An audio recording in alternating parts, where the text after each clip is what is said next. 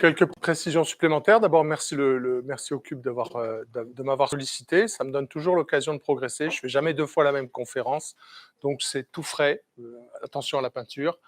Je suis connecté et vous n'hésitez pas, bien évidemment, à prolonger ce moment qu'on va passer ensemble par la suite.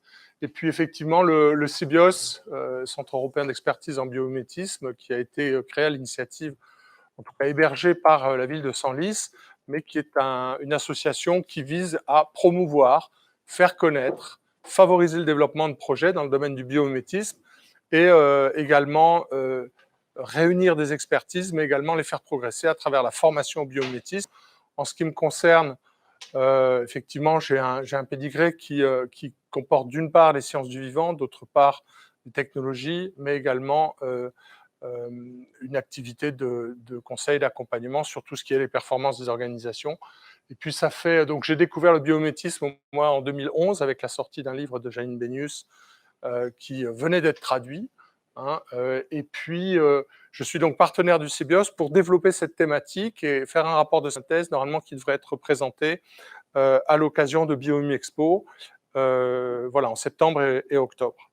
Voilà. Donc, normalement, je devrais pouvoir utiliser... Voilà. Alors, biomimétisme, c'est relativement simple à comprendre, rien d'extraordinaire. Bios, la vie, et puis mimésis, l'imitation. Alors, ok, imiter la vie. Mais finalement, est-ce que vous savez exactement ce que c'est que la vie? Pour imiter quelque chose, il faut en avoir une connaissance suffisamment claire, pas être dans l'illusion, dans une croyance infondée. Et dans un premier temps, ce que je vais faire, c'est d'abord vous solliciter sur, notamment, c'est quoi pour vous la vie, quand on vous dit biomimétisme, on vous dit « Ah oui, imitez la vie ». Mais si pour vous, la vie, c'est de manger des sucettes toute la journée, ben, ça sera particulier. Si pour quelqu'un d'autre, c'est de courir au grand air dans la nature, ça sera particulier. Si quelqu'un d'autre adore faire de la plongée et voir dans les récifs coralliens, ça sera encore autre chose. Et donc, ce que je vais vous demander, pour commencer, pour vous mettre un peu dans l'ambiance, et donc bienvenue aux nouveaux arrivants, pour vous mettre dans l'ambiance, écoutez bien, et surtout, essayez de comprendre. Alors, on n'est pas très nombreux, n'hésitez pas à me faire signe s'il y a quelque chose qui n'est pas compréhensible. Voilà, donc je vais vous demander de faire un effort de concentration, d'intériorisation. Évidemment, la vie, pour moi, c'est quoi? Quelle expérience ai-je eue de la vie? La vie en termes de perception personnelle, mais aussi de rencontres, d'expériences, le fait d'appartenir à la biosphère, le fait d'être interconnecté, même interdépendant avec cette biosphère. Donc, si vous pouvez, chacun d'entre vous, et puis, voilà, je vous inviterai peut-être à témoigner un peu de ça. On verra que c'est assez divers. Voilà, je vous laisse réfléchir pendant quelques secondes. Essayez de vous souvenir.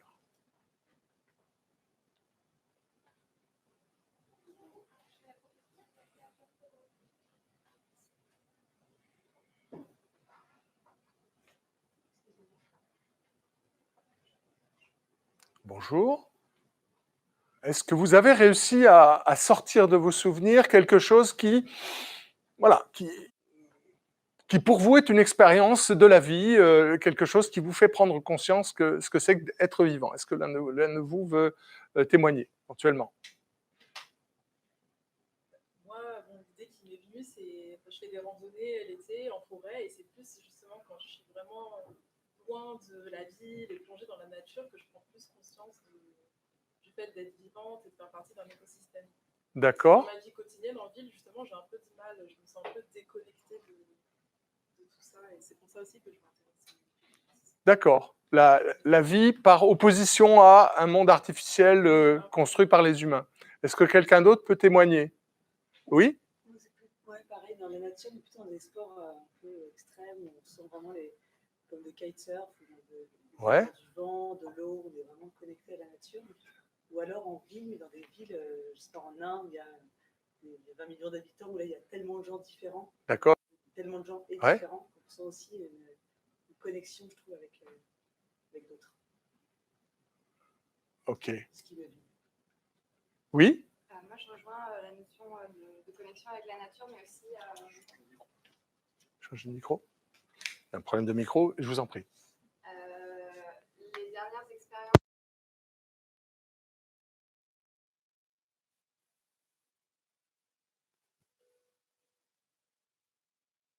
Les discussions qu'on peut avoir avec des personnes en partageant des passions. D'accord. Donc la perception du vivant, mais en société humaine, avec d'autres. D'accord, par le partage avec d'autres. Les messieurs, oui? Moi, je pense que je ne ferai pas cette dichotomie. Je dirais plus que ça se remarque, par exemple, quand on est malade, quand on a un problème, que justement, on fait partie du vivant, parce qu'il y a un dysfonctionnement, quand tout va bien, en fait, tout paraît naturel, tout paraît fluide, c'est pas quelque chose qu'on remarque nécessairement, mais quand il y a un dysfonctionnement, on voit tout de suite la différence et le fait qu'on est comme un maillage, un assemblage de choses. D'accord. D'accord. Le dysfonctionnement vous fait ressentir la vie. Ça me fait un peu penser à Descartes, qui voulait qui proposait aux hommes de se rendre comme maître et possesseur de la nature.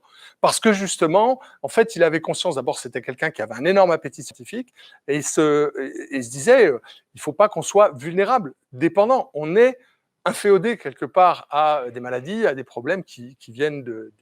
Ouais, d'accord. Donc, on sent qu'on fait partie du vivant quand il y a des problèmes. Un petit peu. Oui, quelqu'un d'autre? Une expérience avec un organisme vivant précis? Une plante, peut-être? Allez. Moi, c'était une qui m'a marqué, c'était du plancton en mer. La nuit? La nuit. Eh oui, pourquoi? Qui devient phosphorescent au contact de la coque. Et c'est un truc que j'ai découvert quand j'avais 18 ans. Ouais. Et j'ai trouvé ça totalement fantastique. Et je suis resté fasciné en fait dans ce truc-là. Et je ne connais pas. J'ai compris bien après. Tout à fait. Mais, effectivement, la bioluminescence, en fait, qui réagit au mouvement de l'eau. Quelqu'un d'autre encore? Bah, écoutez, je vais y aller de mon petit témoignage, si vous voulez bien. J'habitais dans une maison à la campagne, il y avait un puits. Et puis, comme ça, machinalement, je passe au bord du puits, dans le jardin, puis je vois un mouvement au fond, je regarde, et je m'aperçois qu'il y avait un crapaud, donc c'était pas un crapaud qui était tombé dans le puits, puis alors il n'y a pas question qu'il ressorte, il ne pouvait pas, le pauvre, il était là, il s'épuisait. Alors j'ai passé presque 2 heures à essayer de trouver un système pour le sortir de là, sans avoir à descendre moi-même. Et puis quand j'ai réussi à le remonter, on était quasiment en hiver, le crapaud, il était frigorifié, je l'ai gardé dans mes mains, il était assez gros, j'ai gardé dans mes mains, au chaud comme ça, pour qu'il retrouve ses esprits pendant une bonne vingtaine de minutes. Et puis, ça avait l'air d'aller mieux. Je suis allé le poser dans un coin du jardin. Et voilà. Et donc, j'ai communié avec un crapaud après l'avoir sauvé des eaux. Et pour moi, c'est quelque chose qui a du sens. Je ne vous parlerai pas de mes expériences de stage agricole, de vélage, si je vous en parle quand même. Ou participer à l'accouchement d'une autre espèce, c'est vraiment extrêmement... voilà. Donc, merci pour ces témoignages, merci pour cette connexion au vivant. On va enchaîner, puis on va essayer de rentrer finalement dans le vif de cette question, c'est quoi la vie? Alors, j'espère que l'approche ne sera pas excessivement scientifique ou complexe. L'idée, c'est vraiment d'aller d'en tirer des éléments les plus simples possibles. Alors, voilà, un gros schéma énorme qui, en fait, montre que la Terre est arrivée, je dirais, à trouver sa forme de planète il y a à peu près 4,5 milliards d'années. Et finalement, pas très longtemps plus tard, la vie a commencé à apparaître sur la Terre. 3,8 milliards d'années, pendant lesquelles, finalement, la vie a d'abord été microscopique. Il y a des organismes, alors c'est pas exactement des organismes, c'était des molécules organiques, des peptides, qui ont petit à petit créé des liens, créé des organisations. Et ça a pris un temps fou, et tout ça s'est déroulé dans l'eau, vraiment pendant extrêmement longtemps, jusqu'à peu près 800 millions d'années. On a commencé à avoir des espèces qui colonisaient la Terre. Alors d'abord, avec une interaction très forte avec l'atmosphère, et puis... les végétaux ont évolué, les espèces vivantes sont sorties de l'eau, et puis il y a eu un certain nombre de gros cataclysmes. Et ces gros cataclysmes, les fameuses 5 extinctions des espèces, auxquelles on va rajouter la 6e, dont l'homme serait responsable, et je pense que les preuves s'accumulent malheureusement. On est en train de scier la branche du vivant dont nous sommes issus, et dont nous sommes issus depuis extrêmement peu de temps. Alors, j'ai mis exprès en milliards d'années pour qu'on voit bien que ça fait peu de temps. Alors, en gros, ça veut dire 200 000 ans. Bon, après, à partir de quand l'homme est-il devenu sapiens sapiens, c'est-à-dire sachant. Bon, alors, voilà. Faut pas avoir peur des superlatifs.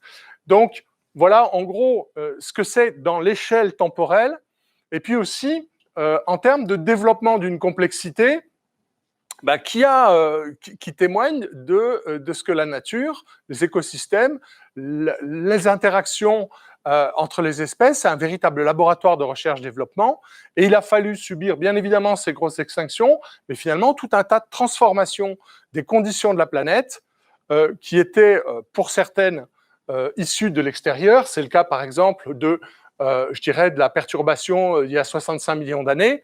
On ne l'a pas décrypté il y a très longtemps, ça remonte aux années 80. Vous vous rendez compte que l'extinction des dinosaures, on ne savait pas trop, et puis il y a des chercheurs qui ont fini par trouver qu'il y avait des traces quand même suspectes d'iridium dans une couche très précise à l'intérieur de l'échelle géologique dans les roches, et que ça devait correspondre à une chute de météorites au Mexique. Et donc, bon, on essaie de reconstituer tout ça a posteriori, on est loin d'avoir fait le tour, mais ce qui est clair, c'est que tout ça, a duré extrêmement longtemps pour aboutir à la situation sur laquelle on est aujourd'hui, et finalement qu'on peut résumer globalement sur le système terrestre comme, d'une part, une partie minérale constituée majoritairement d'oxygène. Là, on a en gros 98% de la matière sur la planète est constituée de ces éléments chimiques. Et puis, d'autre part, donc une biosphère qui interagit. Et voilà, alors j'ai mis en gras ces lettres carbone, hydrogène, donc chaude, et puis phosphore, soufre, calcium, qui sont finalement les 20 et quelques molécules les organites, enfin les éléments chimiques qui permettent de réaliser la matière vivante, de faire fonctionner les écosystèmes. Et en fait, l'intérêt de ce schéma, il est vraiment multiple. Il est de dire, d'une part, que l'énergie du système terrestre qui va permettre d'alimenter cette circulation de la matière, ce passage des éléments de phases non vivantes à des phases vivantes, eh bien, ça vient quasi exclusivement du Soleil. Vous savez d'ailleurs pourquoi c'est pas 100%. Tout simplement parce qu'à l'intérieur de la Terre, il y a ce qu'on appelle l'énergie tellurique qui permet à une partie de la vie de fonctionner, notamment sur ce qu'on appelle les dorsales océaniques. Il y a des eaux extrêmement chaudes qui alimentent des processus vivants, donc on n'est pas tout à fait à 100%. Voilà. Alors, autre point important, et c'est un certain René Passet, qui est le père de ce qu'on appelle la bioéconomie, qui a proposé ce schéma où l'homme, contrairement au schéma classique du développement durable avec l'économie humaine, la société humaine et puis l'environnement. En gros, on est sur un système équilibré sur 3 dimensions. Pas du tout. L'homme, il est à l'intérieur de la biosphère et l'économie est à l'intérieur de la société humaine. Et donc, il faut bien comprendre que ça crée une relation qui n'est pas, qui n'est pas une relation de domination, mais plutôt une relation de dépendance. On a, depuis quelques années, parlé du capital naturel, de la nécessité d'entretenir. Donc voilà, ce schéma, en fait, eh bien, il met en évidence que sur ces éléments de la croûte terrestre, donc avec l'oxygène et le silicium comme élément dominant, le silicium, c'est ce avec quoi on fait du verre, c'est ce qu'il y a dans les sables, eh bien, finalement, on n'a que 28, quasiment un petit tiers, des éléments du vivant avec ces quelques atomes. Alors, il faut bien comprendre que, finalement, on est dans des ressources en nombre limité, en diversité extrêmement limitée, mais avec tout ça, on arrive à créer l'ensemble des molécules et des processus de la vie sur la planète. Donc, c'est des ressources très restreintes, très simples, choisies, parce que le carbone, il n'est pas du tout présent de manière abondante dans l'écorce terrestre. C'est celui qui réussit à s'associer un petit peu avec tout le monde pour faire notamment ces fameux hydrocarbures. Et par quoi ça commence? Alors là, c'est effectivement le summum de la complexité, mais je vous rassure tout de suite, vous voyez le soleil, vous reconnaissez le soleil, il n'y a pas de souci. Ce que je veux juste vous expliquer, c'est que par rapport au schéma qui précède, on a dans la biosphère cet extraordinaire phénomène de transformation de lumière en matière. avec la consommation d'eau, de la consommation de gaz carbonique, elle n'est pas présente ici, mais finalement, cette énergie lumineuse se transforme en énergie qui va alimenter l'ensemble. Et ça, c'est peut-être le 20e d'un grand tableau de l'ensemble des réactions de chimie organique dans le vivant. L'autre point sur lequel je veux insister, c'est que la manière dont la lumière est transformée en énergie, finalement, c'est ce qu'on appelle l'ATP, l'adénosine triphosphate, l'énergie de l'ensemble des espèces vivantes et provient de cette molécule-là particulière. Ça veut dire qu'elle s'est créée dans l'histoire, dans l'évolution des espèces, elle est mobilisée depuis extrêmement longtemps. Dans toutes les cellules vivantes, on a le même système d'alimentation énergétique. Imaginez que si nos appareils fonctionnaient tous avec la même pile, le même branchement, et qu'on soit dans une standardisation absolue. Il faut bien comprendre cette notion de standardisation à l'échelle du vivant. Elle est extrêmement importante. Une autre standardisation, c'est celle de la photosynthèse, puisque à quelques détails de pigments près, eh bien, cette photosynthèse, elle existe dans l'enseigne du règne végétal. Et puis, il y a cette fabrication de matière organique. Donc, on a des ressources minérales qui sont transformées en énergie avec le soleil et en matière organique. Et donc, si vous vous souvenez du titre de cette conférence, est-ce qu'il ne manquerait pas quelque chose là-dedans? Exactement. Il y a bel et bien une question, l'information. Alors, je pense que ça vaut peut-être le coup de vous projeter tout de suite une diapo que je n'avais pas prévu de mettre tout de suite, mais que... Voilà. Donc, un propos qui me semble extrêmement salutaire, qui est d'Henri Laborie, qui est ancien, avant l'invention, je dirais, surtout la popularisation du terme biomimétisme par Janine Benyus en 97 et aux États-Unis, eh bien, c'est que le vivant ajoute à la masse et à l'énergie, donc à la matière et à l'énergie. Le vivant, finalement, c'est un système d'organisation d'éléments en nombre limité, de développement d'une complexité extraordinaire qui permet de réaliser des prouesses en termes de résolution de problèmes, en termes de pérennisation des espèces, mais aussi beaucoup plus collectivement des écosystèmes, et de s'adapter à des transformations. Donc, je reviendrai à cette notion un peu plus tard, mais déjà dans un premier temps, je vous la soumets pour continuer à y réfléchir. Et puis, je vais revenir à des notions finalement, dans la nature, qu'est-ce qu'on trouve, quels sont ces problèmes qui sont résolus. Et mon propos n'est pas ici de vous rebattre les oreilles avec les grands classiques du biomimétisme, mais plutôt d'entrer dans une prospective qui justement s'intéresse à la place de l'information et aussi à cette question, à quel niveau, c'était dans l'annonce de la conférence, à quel niveau pourrait-on s'inspirer du vivant aussi pour améliorer nos systèmes d'information, pour améliorer nos organisations et pour être plus efficients, c'est-à-dire consommer moins de matière, consommer moins aussi de ressources non renouvelables et donc être dans de meilleures perspectives. En gros, comment l'homme peut-il se réintégrer à la biosphère en faisant davantage comme la nature finalement le pratique depuis si longtemps. Alors, quelques solutions. Il y a des approches multiples qui concernent les matériaux. La manière dont le calcaire est fait, dont les coquillages sont structurés, la manière dont les eaux sont structurées, qui ont inspiré d'ailleurs Gustave Eiffel pour construire la tour Eiffel. Il a observé la manière dont les eaux creux étaient structurées à l'intérieur. Comment faire avec le moins de matière possible des édifices les plus grands possibles. C'est un peu le pari qu'il a fait avec la tour Eiffel, qui tient toujours debout. Merci, merci Eiffel, merci Gustave. Tout a changé. Oui, j'entends bien, mais c'est le point de départ, au moins. Je vous remercie pour cette précision. Il n'y a plus une pièce d'origine. Bon, mais la conception, en tout cas, elle, on n'a pas modifié. Ça ne va pas être comme le toit de la cathédrale de Paris.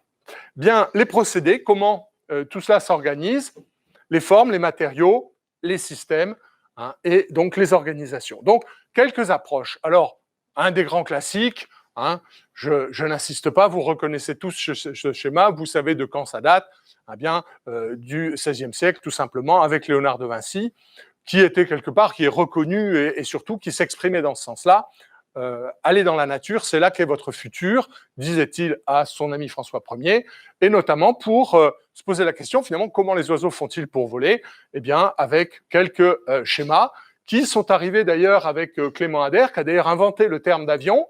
Hein, voilà le genre de choses qu'on a pu imaginer, construire. Alors, il est censé avoir volé quelques mètres. Bon, je ne vais pas rentrer dans le contrôle. Et puis, alors, j'aime bien faire un arrêt sur cette image-là, parce que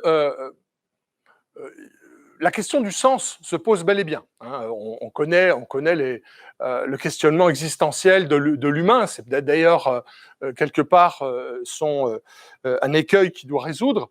Là, je ne sais pas, à quoi ça sert finalement, ces fruits qui s'accrochent bêtement au pullover ou au poil des animaux? Est-ce que vous avez une idée? À voyager gratuitement, excellente réponse, merci monsieur. Eh bien oui, les plantes ont réussi à trouver des alliés. Alors, je vois qu'il y a une contestation dans la salle. Oui, c'est pas qu'en fait, ils ne veulent pas se promener, ils veulent juste se reproduire. C'est intéressant, parce qu'effectivement, il y avait un peu d'anthropomorphisme dans cette première réponse, tout à fait, et d'ailleurs, on l'oublie trop souvent, la vocation d'une espèce, c'est de se reproduire, c'est de se pérenniser. Hein, c'est la recherche de la longévité qui, finalement, à la base de tout ça. Et donc, on va rentrer un petit peu plus dans le détail. Qu'est-ce qu'il y a dans ces fruits de bardane qui, finalement, a pu valoriser le fait que les fruits et donc les graines pouvaient être transportés par des animaux à poils longs ou des hommes à pullover. Bon, les hommes à pullover n'entraient pas du tout dans le processus d'évolution parce que c'est extrêmement ancien et beaucoup plus que notre existence à nous. Eh bien, ça existe donc, je sais pas, chez les érables, on va avoir le vent, ou chez les platanes, les peupliers, bref. Donc il y a plein, ça c'est ce qu'on appelle de la zoochorie, c'est-à-dire le fait de faire transporter ces graines par des animaux. Alors là, encore une fois, le langage n'est pas tout à fait conforme à la réalité scientifique, mais c'est un fait. Et donc cette bardane, est-ce qu'elle vous évoque quelque chose? Peut-être certains d'entre vous savent déjà à quoi je veux en venir en termes d'innovation bio-inspirée. Le velcro ou Scratch pour les voilà. Et effectivement, c'est tombé dans le domaine public. Et donc, ce fameux velcro inventé par Monsieur de Mestral, eh bien, c'est le résultat. On parle de sérendipité, c'est-à-dire qu'il ne cherchait pas particulièrement un système d'accrochage. Et en promenant son chien, voilà, j'ai appuyé par inadvertance. En promenant son chien, eh bien, il s'est rendu compte qu'il y avait ces boules. Il s'est dit, mais ça s'accroche drôlement bien. Puis surtout, ça s'accroche, on peut le remettre. Voilà. Et donc, eh bien, il a continué à réfléchir à tout ça. Bref, ça, c'est un exemple. Mais ce qu'on voit bien, et ce à quoi je veux vous amener à réfléchir, c'est que la nature a un dessein, celui de se reproduire, celui de perpétuer une espèce. Et donc, tout effort particulier couronné de succès, parce que c'est quand même la méthode des essais et des erreurs, eh bien, à partir du moment où une façon de former ces fruits favorise un déploiement de l'espèce, un déploiement territorial de l'espèce, eh bien, c'est un atout. Eh bien, nous, on en a fait autre chose avec ça. Voilà. Alors, chez l'aigle, on voit finalement qu'il est un oiseau qui plane énormément, donc qui a besoin de stabilité, mais qui a besoin aussi de ne pas consommer trop d'énergie pour rester en vol plané. Donc, ce qu'on a observé, c'est que l'extrémité de ses ailes était recourbée, et donc une innovation qui a été faite par Airbus en l'occurrence, eh bien, c'est d'incurver le bout des ailes. Et tout récemment, j'ai pu voir des essais qui ont été faits en vol avec le même système, mais articulé, puisque pour le vol dans les trous d'air, on s'est rendu compte que éventuellement, donc les goélands avaient une certaine capacité de pénétration, et donc on peut sans doute encore gagner en consommation énergétique en faisant évoluer ces systèmes. Alors, je vais bien évidemment pas tout passer en revue, mais par exemple, s'agissant d'Étienne E. Michen, franc-comtois, très inconnu parmi les gens qui parlent de biomimétisme et que je suis ravi d'avoir trouvé, eh bien, pour Étienne E. Michen, la libellule était particulièrement intéressante. Il était d'une part, et je pense que ça vaut le coup de souligner aussi, je dirais, son éventail, son côté multidisciplinaire. Il était d'une part ingénieur de l'école centrale, formé au tout début du XXe siècle. D'autre part, passionné de cinéma, de photographie, et donc en capacité de filmer le vol de la libellule. mais également passionné de paléontologie. C'est-à-dire qu'il est allé voir dans l'histoire des espèces comment le vol avait évolué. En l'occurrence, la libellule est particulièrement intéressante d'abord parce que c'est une espèce qui est très ancienne dans l'évolution des insectes, et puis son vol est absolument extraordinaire. La libellule est capable de voler sur le dos, en avant, en arrière, dans tous les sens. Et ayant observé cela, eh bien, il a filmé en rapide, il a essayé de voir comment les ailes de la libellule, donc qui sont 4 ailes indépendantes, eh bien, comment ça fonctionnait. Et puis donc voilà la tête de cet Étienne Michel, qui est en fait l'inventeur de premières propositions de modèles d'hélicoptères. Sa grosse difficulté avec ces modèles d'hélicoptères, et comme il était cinéaste, eh bien, les vidéos sont disponibles en ligne, alors que ça a été tourné il y a déjà bien longtemps. Donc, on peut voir ces films, et c'est l'avantage avec Étienne Michel. Et donc, il a terminé sa vie comme professeur titulaire. Alors, je le mets parce que je trouve ça extrêmement séduisant comme expression. Chaire d'aérolocomotion mécanique et biologique. Moi, j'aimerais bien qu'on retrouve aujourd'hui des établissements d'enseignement incroyables, des établissements d'enseignement supérieur qui associent mécanique et biologie. Là, on était dans une espèce de prémisse de l'introduction du biométisme dans les écoles d'ingénieurs. Donc, merci Étienne Michel, et je pense que ça vaut un petit peu le coup de le sortir du placard où il était enfoncé, a fortiori, parce que la société Festo, donc une entreprise allemande, a développé finalement une libellule, un drone, qui s'inspire très précisément des travaux qu'il a fait, de l'expérimentation qui a prouvé l'intérêt de ce modèle vivant pour développer le vol. Alors, les oiseaux sont une source assez importante. Donc, qu'est-ce qui caractérise, en l'occurrence, la chouette? Rapace nocturne, ce qui veut dire que quand il s'approche de ses proies, il n'est pas vu, mais il ne faut pas qu'il soit entendu non plus, parce que les animaux nocturnes ont l'ouïe fine. Eh bien, l'intérêt donc de cette chouette réside dans le fait que son vol étant silencieux, il a inspiré, en relation avec un ornithologue, un ingénieur ferroviaire japonais, pour ajouter des dessins sur le pantographe du train à grande vitesse japonais pour réduire le sifflement et du coup aussi améliorer sa pénétration. Bon, en fait, il y a 3 espèces qui ont inspiré l'ingénieur qui développait les versions successives du Shinkansen pour éviter qu'il soit trop bruyant. Je ne vous parle que de 2 d'entre elles. Celle-ci est extrêmement connue, puisque le martin pêcheur avait, aux yeux de l'ornithologue avec qui l'ingénieur japonais discutait, le gros avantage d'être capable de changer de milieu sans en subir les conséquences en termes de choc, de vibration et de bruit, puisque le martin pêcheur, une fois qu'il est rentré dans l'eau, il ne faut pas que le poisson soit parti. Voilà. Et donc, ça a inspiré différentes évolutions de la tête de ce train à grande vitesse japonais qui transporte un volume de passagers tout à fait considérable. Mais je croyais avoir fermé le son. Bref. Alors voilà, je papillonne à travers les innovations du vivant qui peuvent nous inspirer. Je vous ai parlé tout à l'heure de silice. La silice permet de faire du verre. Chez nous, le verre, il faut qu'on le fasse chauffer à haute température, il faut qu'on y ajoute des poudres de perlimpinpin diverses et variées, alors que dans la nature, on a les diatomées qui sont donc des organismes unicellulaires capables de faire de la photosynthèse aussi, et qui ont un squelette en verre. Alors ce squelette en verre, il est fabriqué dans l'eau, à température ambiante, à partir de silice dissoute. On se dit que ça vaudrait quand même bien le coup de réussir à faire la même chose, et rassurez-vous, il y a un laboratoire qui s'est emparé de ce système, et qui propose aujourd'hui du verre sous forme de gel, et qu'on peut donc appliquer par exemple sur les surfaces, faire des traitements de surface avec du verre issu d'un procédé similaire. Alors, je continue à balayer sous différents angles les innovations du vivant. Et là, sur le terme de l'adhérence, en fait, dans la nature, il y a énormément de choses qui sont capables de s'accrocher, d'adhérer, de coller en quelque sorte. Et on va voir que ça peut être sous forme de colle. Donc là, on a une salamandre brune du Nord, ou noire, salamandre noire du Nord, c'est un développement qui a été fait en Allemagne. En fait, cette salamandre, quand elle est attaquée, notamment par des serpents qui font partie des prédateurs de la salamandre, elle exsude par sa peau l'équivalent d'une superglue. testez pour vous, cette superglue, elle est extrêmement puissante. Et donc, on a un exemple là, c'est une matière collante qui est qui colle rapidement. Il y a, je dirais, dans la nature, énormément de substances qui sont plus ou moins collantes. Également, d'ailleurs, dans le domaine de la zoochorie, des graines qui sont enduites d'une espèce de glu qui colle un certain temps, le temps du trajet nécessaire pour aller suffisamment loin. On connaît bien les toiles d'araignée par rapport à leur résistance. On dit à taille égale, c'est équivalent, voire supérieur à l'acier.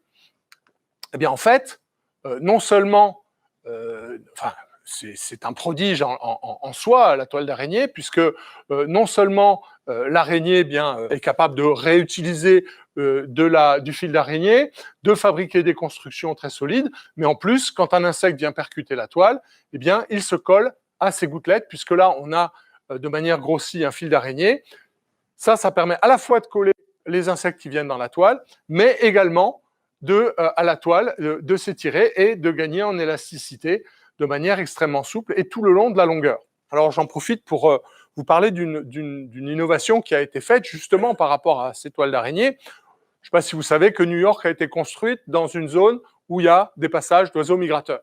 Et donc les New-Yorkais, les plus sensibles, s'inquiètent de voir régulièrement des oiseaux frapper les tours, les gratte-ciel dans Manhattan et tomber au pied des immeubles. Oui, parce que de la plus haute antiquité et bien avant, ils passaient par là. Et donc, le problème, c'est qu'ils ne voient pas les vitres. Et donc, se sont posé la question, les ornithologues intéressés se sont posé la question, mais c'est bizarre, on ne trouve jamais d'oiseaux englués dans une toile d'araignée. Qu'est-ce qui se passe? En fait, c'est que les toiles d'araignée réagissent aux ultraviolets, que les oiseaux voient dans les ultraviolets, voient les toiles d'araignée, alors qu'ils ne voyaient pas les vitres. Et du coup, il y a des fabricants de vitres qui se sont mis à faire des équivalents de fils d'araignée réfléchissant les ultraviolets pour que les oiseaux puissent éviter de se cogner dans ces fameuses vitres. Alors évidemment, ça coûte plus cher. Enfin, vous voyez un petit peu comment on est amené à réfléchir à finalement les conséquences du mode de comportement et des interactions qu'on trouve dans la nature. Alors, un autre exemple, pour ceux qui ont une maison dans ce genre-là, vous savez ce que c'est la vigne vierge. Ça aussi, c'est de la colle extrêmement pérenne qui tient très bien au mur. Quand on enlève la plante, généralement, les pieds restent collés sur le mur. Là aussi, on a un exemple de colle. Alors, toutes ces colles, et il y en a d'autres, le byssus, par exemple, des moules, c'est quelque chose qui est aussi extrêmement surprenant, parce que c'est une colle qui tient sous l'eau, qui est fabriquée sous l'eau. C'est encore une fois une colle qui est plus pérenne. Toutes ces colles biologiques, finalement, elles ont un intérêt, bien évidemment, dans le domaine de la santé, de la chirurgie. Le but, c'est de s'en inspirer pour faire évoluer les matériaux et ne plus utiliser de matériaux synthétiques, mais des choses qui sont directement inspirées. Alors là, l'alternative, c'est de puiser directement et de faire fabriquer du byssus à des moules en tirant dessus et en l'embobinant petit à petit. Ça existe. Je me suis laissé dire qu'au XVIIIe siècle, on faisait des habits en soie d'araignée et on faisait travailler des araignées en embobinant le fil. Je ne vous dis pas combien ça coûtait, mais c'était de l'exploitation. Alors là, j'ai le plaisir de vous présenter l'un des cohabitants de ma maison qui un jour était collé sur la baie vitrée, donc j'ai pu le prendre d'un côté puis de l'autre. Et donc ce gecko, puisque j'habite à Montpellier, ce gecko, eh bien en fait, est doté d'un pouvoir adhésif sans colle. Donc un pouvoir adhésif sans colle, repositionnable, un petit peu comme les fruits de la bardane, eh bien en fait c'est ce qu'on appelle les forces de Van der Waals, c'est-à-dire qu'avec ces petits poils capillaires, il y a une réaction de type, je dirais, capillaire, enfin, c'est de la capillarité mécanique, pour ainsi dire. En fait, le gros intérêt, d'abord, c'est dans des proportions incroyables. Un gecko peut supporter 2 kg de poids. Grâce à ses 4 pattes, on peut lui suspendre 2 kg, il va rester accroché. Vous imaginez la force. Et donc, par exemple, dans le domaine d'exploration spatiale, la limitation de ce système d'adhésion sans colle peut être extrêmement intéressante également, par exemple, sur les stations orbitales. Alors, je sors du domaine de la colle où on a vu que finalement, on peut avoir de la matière, mais on peut avoir aussi finalement des structures. Et des structures, et j'insiste là-dessus, c'est vraiment un point important en biomimétisme, qui sont à l'échelle nanométrique. Il y a beaucoup de propriétés des matériaux, beaucoup de propriétés qui sont observées dans le vivant, qui viennent d'échelles nanométriques, et ces échelles, elles sont construites, je dirais, emboîtées les unes dans les autres. Je prends un exemple, je n'ai pas l'illustration ici, mais par exemple le bambou, la force mécanique du bambou tient à ce que, aux échelles les plus fines, eh bien, c'est des systèmes de fibres, emboîtés dans les systèmes de fibres, et ainsi de suite. Ils sont à la fois d'excellents transporteurs de sève, mais également extrêmement résistants sur la durée. Alors, de la couleur sans colorant. Le fameux morpho, eh bien oui, il n'y a pas de bleu dans les ailes de morpho, puisque la couleur n'est jamais qu'une lumière particulière qui est reflétée. Et dans les ailes de morpho, on a des écailles qui non seulement permettent d'avoir cette couleur bleue, puisqu'elles filtrent, elles sélectionnent les longueurs d'onde pour que finalement on ne voit que cette couleur bleue, mais en plus, et donc c'est des recherches récentes, en l'occurrence un stagiaire en biomimétisme que j'ai eu à former, qui est allé faire un stage aux États-Unis, eh bien en fait, chez certains papillons nocturnes, ces écailles ont également des propriétés d'absorption des ultrasons émis par les chauves-souris qui les chassent. C'est-à-dire qu'en fait, ils ne sont pas visibles par les systèmes de localisation par ultrasons. Parce qu'il y a une atténuation du signal sonore et donc il y a une correspondance.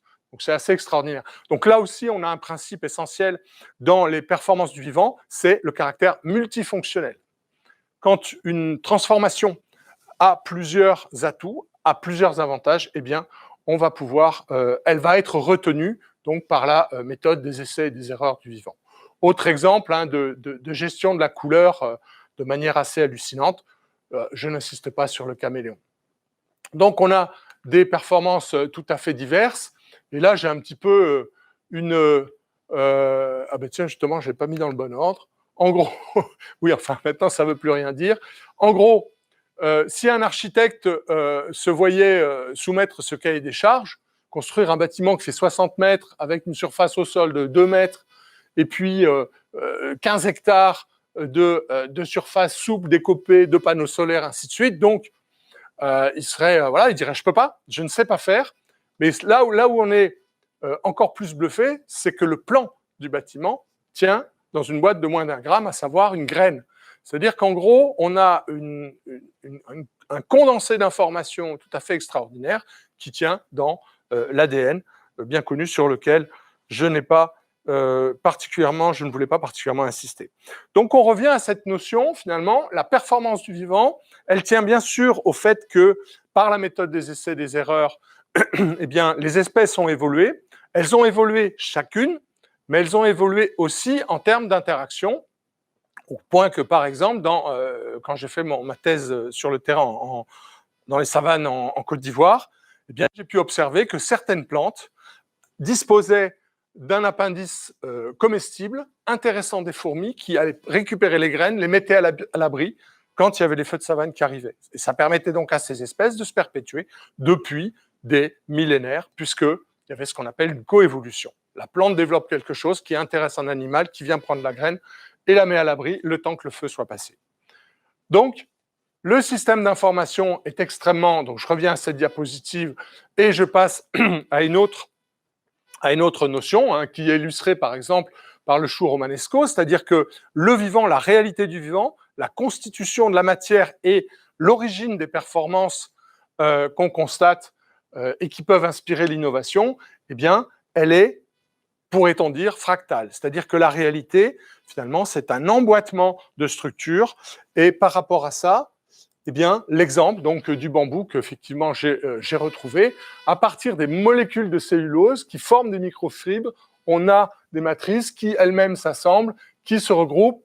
Donc, on voit que finalement, la force du bambou, elle vient du fait que le bambou est nano-construit, avec un emboîtement de cellules diverses. Alors, le principe finalement de cet emboîtement, c'est le principe des systèmes naturels. Alors là, on dit les systèmes naturels vivants, donc on commence aux gènes, on va jusqu'à la biosphère. Mais en dessous des gènes, il y a bien évidemment les molécules. En dessous des molécules, eh bien, les atomes, et à l'intérieur des atomes, des noyaux. Et c'est le principe d'associativité, en l'occurrence, sur lequel Jean-Marie Pelt et Pierre Rabhi ont co-rédigé un ouvrage qui s'appelle « Le monde a-t-il un sens ?» Et ce sens, c'est bel et bien que quand des éléments ayant chacun leurs propriétés s'assemblent, il crée un troisième élément qui a d'autres propriétés, à commencer par l'eau, hydrogène, oxygène. L'hydrogène et l'oxygène ont des propriétés particulières. Quand on les met ensemble pour fabriquer de l'eau, eh bien, on a de nouvelles propriétés et ça vaut à l'échelle de l'ensemble de l'écosphère, donc vivant et minéral compris. Alors, je reviens sur les performances à toute petite échelle, donc avec un exemple qui est celui des bactéries flagellées, qui existent depuis grosso modo 1 milliard d'années. Les bactéries qui sont capables de se déplacer, il y a aussi des flagellés qui ne sont pas des bactéries, mais je ne parlerai que de celles-ci. Et donc là, on a en fait un système de propulsion. On se pose encore la question de savoir si c'est le résultat d'une symbiose. Est-ce que ça, c'est pas un organisme qui est venu se proposer comme moteur hors bord sur un organisme unicellulaire? Alors, j'y reviendrai, cette notion d'endosymbiose, chère à Aline Margulis.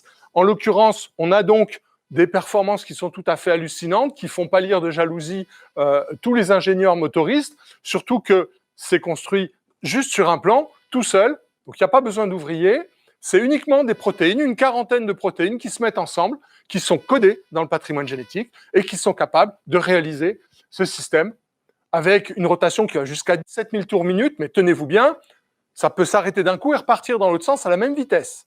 Vous imaginez la violence. Et les flagelles, en fait, dans certains cas, il y en a un, il peut y en avoir plusieurs.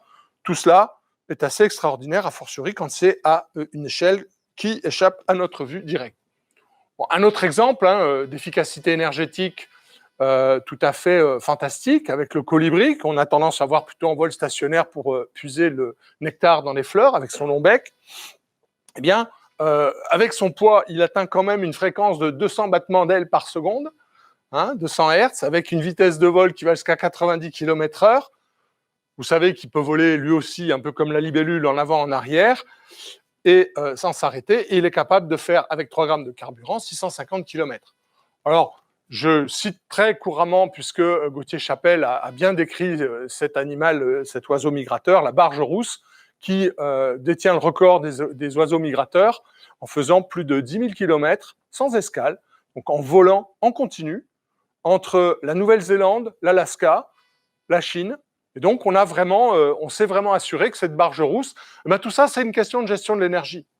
En l'occurrence, la barge, son métabolisme consomme sa graisse, puis ses muscles, et puis même son squelette. Ça existe chez d'autres espèces. Il y a des espèces qui sont capables de survivre à des conditions de disette en consommant une partie de leur squelette. C'est le cas de certaines musaraignes qui sont capables de faire réduire leur taille de squelette, leur boîte crânienne. Vraiment extraordinaire. Donc, des systèmes de gestion de l'énergie qui sont tout à fait hallucinants. On continue dans le même sens. Alors, le rythme cardiaque, là aussi, on est sur des fréquences qui échappent un petit peu à notre entendement. Alors, il y a eu en 2006 une publication qui, moi, m'a vraiment mis le pied à l'étrier sur la force de l'information dans la biosphère. C'est cette publication de John Vincent donc avec une équipe de spécialistes de l'innovation, de Russes qui pratiquaient cette méthode d'innovation TRIZ, qui permettait d'analyser en fait la manière dont le monde technologique d'une part et le monde vivant d'autre part résolvaient des problèmes techniques. Quels sont les ingrédients qui permettent à la technologie humaine, d'une part, à la nature d'autre part, de résoudre des problèmes techniques? Et si on résume leur travail avec ce schéma, eh bien on s'aperçoit que finalement, le monde vivant est frugal dans sa consommation énergétique et de matière grâce au vivant, grâce à l'information, grâce à la pertinence, à la qualité de la gestion de l'information, à des niveaux extrêmement divers. C'est aussi bien l'émission d'informations, donc dans les systèmes de communication, il y a l'émetteur, il y a la transmission, la réception, l'interprétation, et bien évidemment aussi le stockage, puisque avec l'ADN, eh bien, on a des éléments de comparaison. Donc ça, c'est juste une illustration. On a pu vérifier que l'ADN, en plus, est capable de conserver sur une durée extrêmement longue une information là où des composants électroniques seraient battus. Alors, encore une fois, on considère que dans 1 kilo d'ADN, on serait capable de stocker la totalité des données du monde, avec une comparaison, je ne veux pas m'attarder là-dessus, pour vous amener sur un phénomène assez extraordinaire. Pour les biologistes, un organisme qui est, alors il s'appelle Physarum polycéphalum. Polycéphalum qui a plusieurs têtes. Très très curieux, on ne voit pas de tête. En fait, c'est très curieux. C'est un organisme qui est en quelque sorte unicellulaire, c'est-à-dire qu'il n'a pas de cloison, et qui a plusieurs noyaux. Donc les noyaux contenant le patrimoine génétique, eh bien, il y en a plusieurs qui se déplacent, et cet organisme est capable de s'étendre. Et alors, il a une particularité assez intéressante et qui a été mise à profit par une chercheuse toulousaine, en l'occurrence, qui en a fait un peu sa spécialité, qui est aussi une spécialiste des fourmis. C'est qu'en fait, cet organisme, qu'elle a appelé le blob, à propos d'un film qui traite de quelque chose qui ressemble un peu à ça, eh bien, on a découvert que les flocons d'avoine sont véritablement quelque chose qui fait sortir le blob de ses gonds. En gros, qui l'amène à bouger. Donc, vous avez un blob ici, vous avez des flocons d'avoine à l'extérieur, hop, le blob va aller chercher. Et ça donne un truc comme ça, c'est-à-dire que là, on a le contour de la côte de Tokyo, on a un paquet de blobs sur bien la gare centrale de Tokyo, et puis on a mis un peu de flocons d'avoine partout où il y a des localités à desservir avec le réseau ferroviaire. On s'est amusé à faire ça, et voilà ce que ça donne. En 26 heures, partant de zéro, en 26 heures, le blob est capable de tracer, juste pour aller chercher sa nourriture, sans réfléchir, de tracer le trajet optimal pour avoir les voies les plus courtes et desservir la totalité des localités qui sont dans la zone de Tokyo. Donc, là aussi, on a quelque chose de... on se dit, il y a une information quelque part, en tout cas, il y a une production d'informations qui est absolument pertinente, et on est dans un mode de résolution de problèmes par l'information, et surtout dans la production d'informations. Alors depuis, on a fait ça un peu partout, à Mexico, enfin bref, en Espagne, mais voilà, après la question c'est comment ça marche. Et en fait, on aboutit à une notion qui est de plus en plus développée et que les informaticiens n'ont pas perdu de vue. Aujourd'hui, les informaticiens, le dernier exemple que j'ai vu, c'est quelqu'un qui se posait la question du traitement de signal à quelqu'un qui avait un problème de cochlée. Vous savez, la cochlée, c'est cet organe particulier qu'on a dans l'oreille interne avec des cils. Voilà. Et donc, comment faire en sorte qu'une cochlée défectueuse puisse malgré tout travailler grâce à un appareillage électronique? Eh bien, il a fait appel à ce qu'on appelle les algorithmes génétiques. C'est-à-dire, en gros, une méthode optimisée d'essai et d'erreur qui peut être pratiquée donc, dans le domaine génétique. Alors, je ne vais pas vous assommer avec des choses... voilà, déjà, c'est la sélection. Est-ce que la solution répond à un environnement précis? Après, il y a des systèmes de combinaison, donc la multiplication des possibilités par le croisement. Typiquement, dans la reproduction sexuée, eh bien, il y a une moitié de génome qui est partagée avec une autre moitié. Donc, on crée une diversité supplémentaire. Donc, on multiplie finalement les possibilités de résoudre un problème. Et puis ensuite, eh bien, il y a de temps en temps des mutations, donc dans le codage génétique, donc dans l'information génétique qui va permettre de proposer des solutions. Et enfin, eh bien, dans certains cas, on va repartir un petit peu à zéro. Donc, ces bases des algorithmes génétiques vont permettre de résoudre des problèmes de ce type, à savoir que, classiquement, il faut passer dans 25 villes. Quel est le meilleur trajet? Comment on le calcule?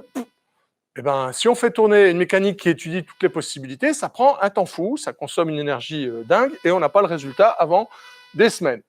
Eh bien, si on utilise des algorithmes génétiques, et en fait, c'est ce qu'on fait aujourd'hui, non pas sur les algorithmes génétiques, mais à partir de l'observation des fourmis, eh bien, les fourmis sont effectivement dans un mode de déplacement, et en l'occurrence sur une organisation collective qui est de type essai-erreur avec l'utilisation de phéromones. Donc, eh bien, en fait, c'est la trace laissée par les fourmis quand elles passent qui constitue un message qui va permettre de dire aux fourmis, eh bien, cette piste est meilleure que celle-là, et petit à petit d'arriver à optimiser la consommation énergétique, optimiser les déplacements de l'ensemble de la fourmilière pour aller chercher là où il y a un gisement de nourriture, eh bien, ce qui est nécessaire. Alors, je ne vais pas aller tellement plus loin. Enfin là, j'ajoute simplement une petite illustration.